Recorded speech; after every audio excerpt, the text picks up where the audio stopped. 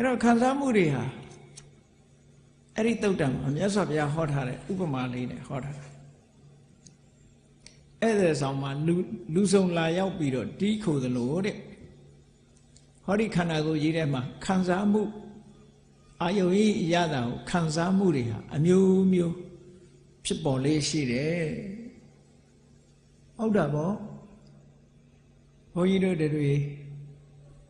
အစဉ်ပြေလို့နေလို့ထိုင်လို့ကောင်းတဲ့အခါမှာနော်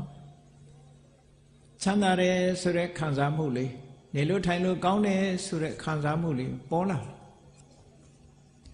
အဲ့လိုနေလို့ထိုင်လို့ကောင်းတယ်ဆိုတဲ့နေရာမှာလည်းပဲရုပ်ခန္ဓာကိုယ်ကြီးကနေလို့ထိုင်လို့ကောင်းတာရှိတယ်စိတ်ထဲကနေလို့ထိုင်လို့ကောင်းတာရှိတယ်မျိုးမျိုးရှိတယ်ကိုယ့်ကိုပြန်ပြီးတော့အလေးနဲ့ထားစဉ်းစားကြည့်ကာယိကဒုက္ခစေတသိကဒုက္ခ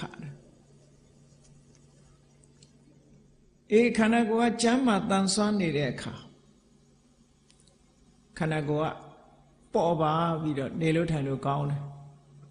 စင်ပြေနေတယ်ဘာမှမဖြစ်ဘူးကာယိကဒုက္ခကာယိကဒုက္ခဆိုတာကြည့်လေအမတန်ပူအိုက်တဲ့အချိန်မှာ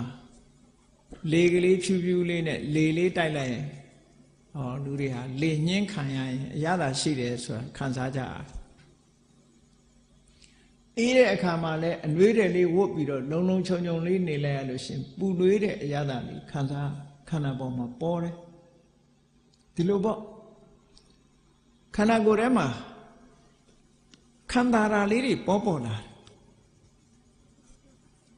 အဲ့ဒါကိုဒုက္ခဝေဒနာလို့ခေါ်တာပဲရုပ်နဲ့ပတ်သက်ပြီးတော့